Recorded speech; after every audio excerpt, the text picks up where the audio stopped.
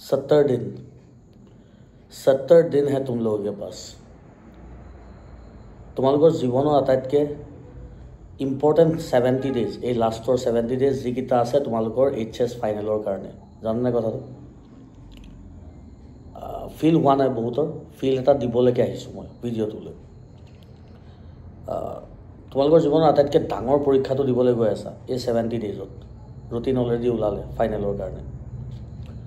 যেতিয়া তোমালোকে মেট্ৰিকৰ পৰা হাই ছেকেণ্ডেৰী গৈছিলা বহুতৰ কিবা এইম আছিল বহুতৰ কিবা ড্ৰিমছ আছিল এনেকৈ পঢ়িম কৰিলে জানো তেনেকৈ এইটো ভিডিঅ' চাই থকা মেক্সিমাম ষ্টুডেণ্টে যিকোনো এটা ছাবজেক্টৰ 10% হয়তো কমপ্লিট কৰি থোৱা নাই তোমালোকে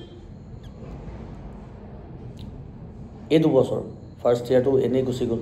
ছেকেণ্ড ইয়াৰ বহুত টাইম এনেই খাই দিলা লগৰখিনিৰ লগতে হওক মোবাইলত হওক ইনষ্টাগ্ৰামত হওক ফুৰোতে হওক বহুত টাইম এনেই খাই দিলা তোমালোকে অকণমান জাষ্ট 5 মিনিট এটা টাইম লোৱা আৰু চিন্তা কৰিছোৱা যে যিখিনি কাম কৰিলা তোমালোকে তিনিআলি আড্ডাই হওক ইনষ্টাগ্ৰামৰ ৰিল চাই হওক কাবাৰ কিবা জুৱা খেলিয়ে হওক কিবা অকণমান লাভ হ'লনে ক'ৰবাত কিবা অকণমান তোমালোকক লাভ দিলেনে কিন্তু তথাপিও সেইখিনি কামেই কৰি আছে এতিয়া ৰিপিট কৰি আছে বহুতে মেক্সিমামেই কৰি আছে মেক্সিমামেই টাইম ৱেষ্ট কৰি আছে এতিয়াও ফিল হোৱাই নাই তোমালোকৰ 70 ডেজত তোমালোকে জীৱনৰ আটাইতকৈ ডাঙৰ পৰীক্ষাটো দিবলৈ গৈ আছে এই এক্সামটোৱে ডিচাইড কৰিব এইটো এক্সামে ডিচাইড কৰিব তোমালোকে ইয়াৰ পিছত তোমালোকক কোনোবাই ছাৰ বুলি মাতে নে এফালে বুলি মাতে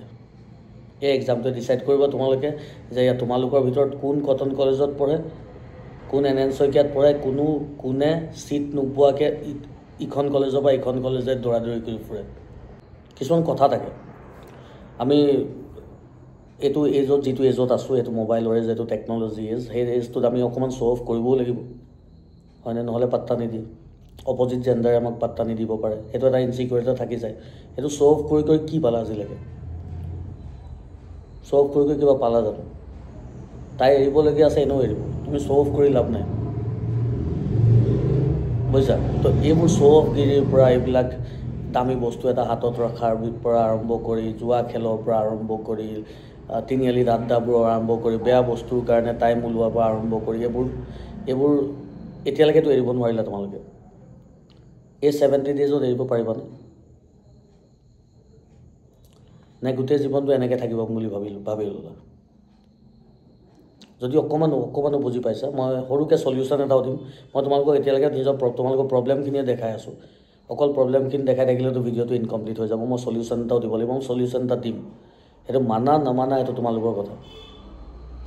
কাৰণ এই 70 ডেজে তোমালোকৰ জীৱনটো হয় একে ৰাস্তাত ৰাখিব নহ'লে জীৱনটো ভাল কৰি পেলাব নহ'লে লাহে লাহে জীৱনটো লাহে লাহে বেয়া হৈ গৈ থাকিব তোমালোকৰ কাৰণ এতিয়াৰ পৰা তোমালোকৰ সৰু ল'ৰা ছোৱালী চকুৰে কোন নাচায় ইউ আৰ এডাল্টছ ন চবৰে প্ৰায় 18 ইয়াৰ্ছ হৈ গৈছে 11-12ত যেতিয়ালৈকে পঢ়ি আছিলে তেতিয়ালৈকে তোমালোকৰ ভুলবোৰ সৰু ল'ৰা ছোৱালীৰ ভুল বুলি আমি এৰি দিছিলোঁ মানুহে এৰি দিয়ে সৰু ল'ৰা ছোৱালী বুলি ভাবি পেলাই এৰি দিয়ে যেতিয়া তোমালোকৰ 19, 20, 21 ক্ৰছ হৈ যাব সেইবোৰ ভুলে তোমালোকক মানুহে এৰি নিদিয়ে চ' লাহেকৈ মাইণ্ডছেটটো চেঞ্জ কৰিবলৈ হ'ল মই সলিউশ্যন কেইটামান দিওঁ এই 70 ডেজত পঢ়িবা কেনেকৈ যদি শুনা ভাল কথা নহ'লেতো আৰু মই তোমালোকক মাথাৰ ভিতৰত ভৰাই দিব নোৱাৰোঁ গৈ পেলাই আগৰ ষ্টুডেণ্টখিনিৰ কাৰণেও এইটো ভিডিঅ' বনাওঁ মই যেতিয়া ৰুটিন ওলায় তেতিয়া তোমালোকৰ কাৰণেও বনাইছোঁ আশা কৰোঁ মন দি শুনিবা আৰ্ট ছায়েন্স কমাৰ্চ 6টা ছাবজেক্ট আছে হয়নে চ' তোমালোকৰ মই মেথমেটিক্সৰ এক্সামে দিছোঁ মই পিছফালে মেথছখিনি দেখিছাই গম পাইছা মেথমেটিক্স পাৰ্ট 1 পাৰ্ট 2 দুখন কিতাপ আছে কোনোবাই বোলে মেথছ এতিয়ালৈকে 10% 20%ও কৰা নাই হৈ আছে কিন্তু ৰিভাইজ কৰিবলৈ সময় পোৱা নিজে পঢ়া নাই বহুত আগৰখিনিও পাহৰি গৈছে এই 70 ডেজত কৰি হ'বগৈনে মেথছখিনি দুইখন মেথছ পাৰ্ট 1 পাৰ্ট 2 তোমালোকৰ এইবাৰ 20% 30% মান কমাই দিছে কোৰ্চ জানা চ' দুইখন কিতাপ মিলাই অলমষ্ট 700 মান কুৱেশ্যনছ কৰিবলৈ আছে তোমালোকে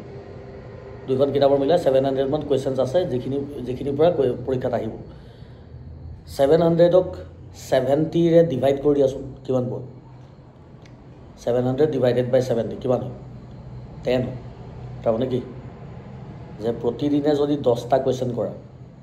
দুইখন বুক এই 70 দিনত কৰি হৈ যাব তোমালোকৰ 1 নম্বৰ কুৱেশ্যন বা একদম সেকেন্ড বুকৰ লাষ্টৰ কুৱেশ্যনটো লাগে যদি ডেইলি তোমালোকে 20টা কুৱেশ্যন কৰা 2খন বুক 2বাৰ কৰি হৈ যাব 70 দিনত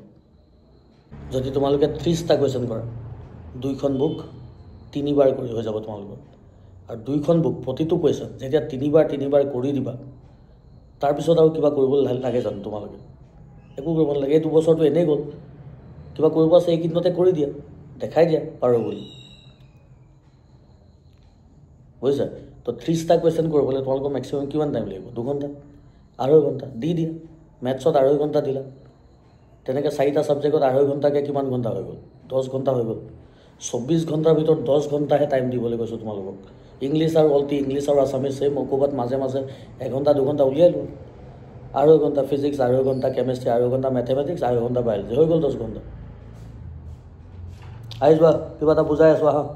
ইয়াত বহি লওক 2.5 ঘণ্টাকৈ 10 ঘণ্টা হৈ যায়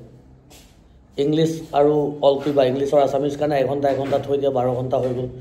24 ঘণ্টাৰ ভিতৰত 12 ঘণ্টাই পঢ়িবলৈ কৈছোঁ গোটেই 12 ঘণ্টা পঢ়ি না স্কুল আছে না কলেজ আছে না কিবা আছে না কৰিবলৈ আছে 12 ঘণ্টাৰ ভিতৰত তোমালোকে যদি 7 ঘণ্টাও শুই দিয়া তথাপিও 5 ঘণ্টা থাকে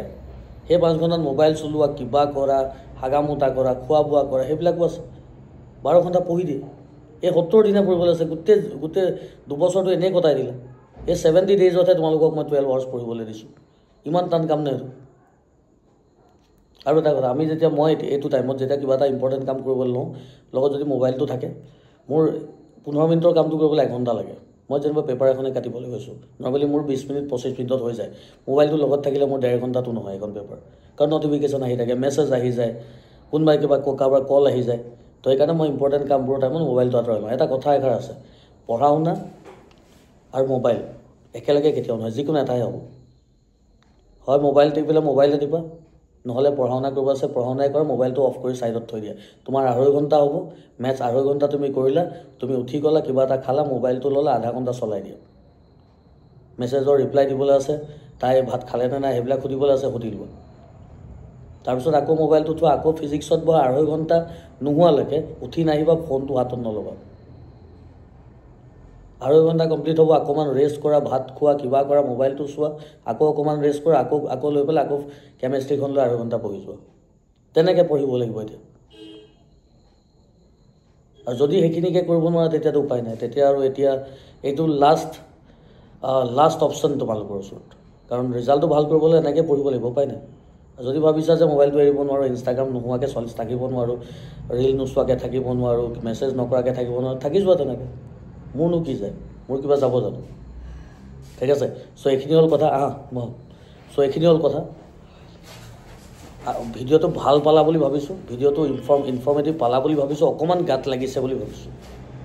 ঠিক আছে আৰু এইবিলাক আড্ডা দিয়াৰ পৰা লগৰ সংগৰ পৰা এইবিলাক অকণমান আঁতৰে যিবিলাক ল'ৰা তিনিআলিত আড্ডা দি থাকে সিহঁতি তিনিআলিতে থাকি যাব বা লগৰ বাহিৰত গৈ পেলাই পঢ়া শুনা কৰিবলৈ যাওঁ বোলে তোমালোকৰ মা দেউতাৰ ওচৰত 3 লাখ 4 লাখ 5 লাখ টকা দি বোলে ভাল ইউনিভাৰ্চিটি প্ৰাইভেট ইউনিভাৰ্চিটিত পঢ়া অৱস্থা তেতিয়া বেলেগ কথা তেতিয়া ক'বলৈ একো নাই তোমালোকে তেতিয়া 50% 55% পালেও প্ৰাইভেট ইউনিভাৰ্চিটি এখনত 5 লাখ টকা দি পঢ়ি ল'ব পাৰিব সেইটো ক'বলগীয়া একো নাই